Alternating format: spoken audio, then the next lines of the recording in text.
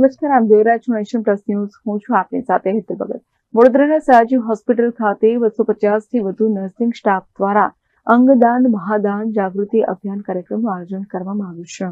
આજના અપાર અનિશ્ચિતતાઓથી ભરેલા સમયમાં અંગદાન કદાચ શ્રેષ્ઠ દાન છે, કારણ કે એ આપણને મર્યા પછી પણ જીવતા રહેવાનો અને એ રીતે બીજાના જીવનમાં પણ પ્રકાશ ફેલાવવાનો અનોખો અવસર આપે છે. જીવતા જીવ કઈ દાન કરી શકીએ કે નહીં એ અલગ વાત છે, પણ મૃત્યુ પછી આપણા અંગોથી કોઈ બીજું જીવી શકે એ વાત વિચારવી જે કેટલી આશા જન્માવનારી છે. મધ્ય ગુજરાતની સૌથી વિશાળ સયાજી હોસ્પિટલમાં નર્સિંગ સ્ટાફ, તેમાં પણ નવી નિમણૂક પામેલ નર્સિંગ સ્ટાફ દ્વારા અંગદાન મહાદાન અભિયાન અંતર્ગત કસ્ટમાઇઝ છત્રી પર અંકિત કરેલ અંગદાન મહાદાન સૂત્રો પ્રિન્ટ કરી નર્સિંગ સ્ટાફને આપવામાં આવ્યા હતા.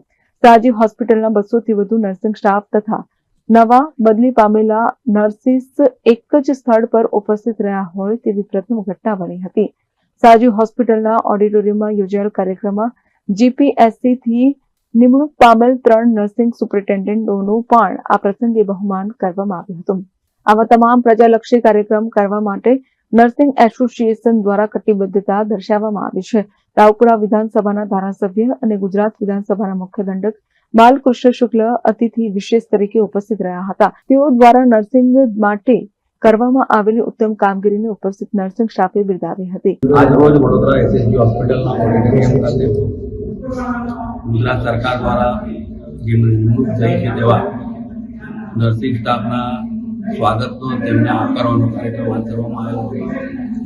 તેમાં અલગ અલગ સ્તરેથી વડોદરા શહેરના તમામ કોલેજીસમાંથી અને ખાસ તો એસએસજી હોસ્પિટલના તમામ પદાધિકારીઓ અને યુનિયનના બધા અગ્રણીઓને સાથે ખૂબ સરસ તેમને આવકારવાનો કાર્યક્રમ થયો અને સાથે સાથે અંગદાન મહાદાન જે પ્રેક્ષકોની આપણે બધા જાણીએ છીએ કે આજે સમાજમાં સૌથી વધારે જો કોઈ એક વસ્તુની જરૂરિયાત આ વખતે આખા દેશમાં ગુજરાત રાજ્ય અંગદાનમાં પ્રથમ નંબરે આવ્યો છે અને વડોદરામાં પણ તેની પહેલ ખૂબ સારી રીતે થઈ રહી છે. ત્યારે આપના માધ્યમથી તમામ નવનિયુક્ત નર્સિંગ સ્ટાફને હું ખૂબ અભિનંદન પાઠવું છું, તેમનું સ્વાગત કરું. સાથે સમાજમાં બધાને આ વિશે જાગૃત કરીએ, જેથી કરીને ભવિષ્યમાં કોઈ પણ વ્યક્તિ જ્યારે કોઈ અંગ નિષ્ક્રિય થઈ જાય છે ત્યારે તેના માટે બીજું આપણે અંગો. આ પ્રસંગે નર્સિંગ એસોસિએશનના સભ્ય ઇકબાલ કડીવાલા, કમલેશ પરમાર સહિત તમામ પદાધિકારીઓ વિશેષ રૂપે ઉપસ્થિત રહ્યા હતા. સંસ્કારી નગરી સયાજી હોસ્પિટલ ખાતે આ મહિનામાં 120 જેટલા બદલી પામેલ નર્સિસ આવ્યા અને 100 જેટલી નિમણૂક નવી ભરતીથી કરવામાં આવી. આ રેકોર્ડ છે. રાજ્ય સરકાર દ્વારા જે નવા નર્સિંગની નિમણૂક કરવામાં આવી છે તેમનું સ્વાગત.